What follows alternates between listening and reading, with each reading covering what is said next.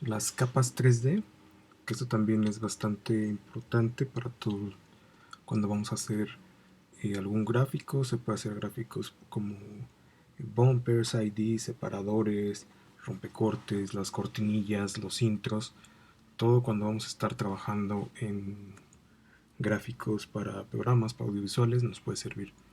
En este caso vamos a hacer uno un tanto sencillo, pero para explicarles mucho mejor cómo funcionan los gráficos o las capas 3D, que en realidad es como una especie de falso 3D, ¿sí?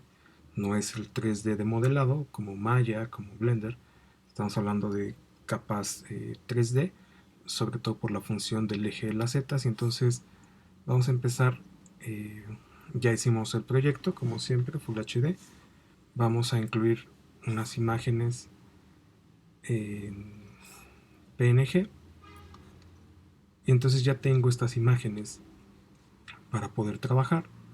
Entonces lo que nosotros tendremos que hacer es, en este caso, otra vez activar esta parte donde vamos a tener las capas 3D, ¿sí? Una vez que tenemos eso activo, vamos a ir aquí donde dice vistas y vamos a ver, por ejemplo, dos vistas horizontales. Nos vamos a encontrar con que las capas pues ya las podemos reajustar.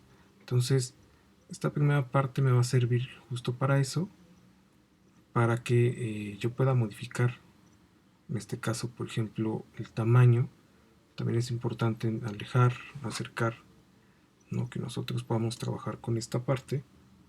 Entonces por ejemplo, movemos aquí este personaje, el fondo lo podemos mover también más hacia atrás, eso me va a dar profundidad. Y vamos a trabajar, aquí lo hacemos más grande, y entonces ya nuestros elementos los podemos ir ajustando. En este caso lo primero que vamos a hacer es eso, ¿sí? Hay que hacer como la composición, más o menos calcular qué es lo que voy a querer hacer. Ahorita no es como el final, ahorita vamos a empezar a trabajar lo que queremos, lo ajustamos más o menos como va a quedar. Y algo que vamos a tener que hacer, si bien podemos mover como siempre las capas con esto de transformar, con la posición, los keyframes y activarlos, lo que vamos a hacer en este caso es que vamos a irnos aquí en capa y vamos a hacer nuevo cámara, ¿ok?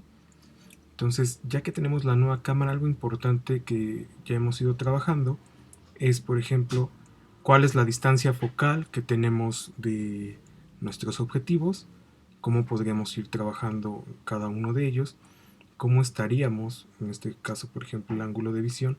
Podríamos cambiar la distancia focal, el ángulo de visión, dependiendo de los milímetros que queramos, personalizarlos o ocupar los estándar. Acuérdense que estos son gran angular, que tenemos objetivos normales y telefoto.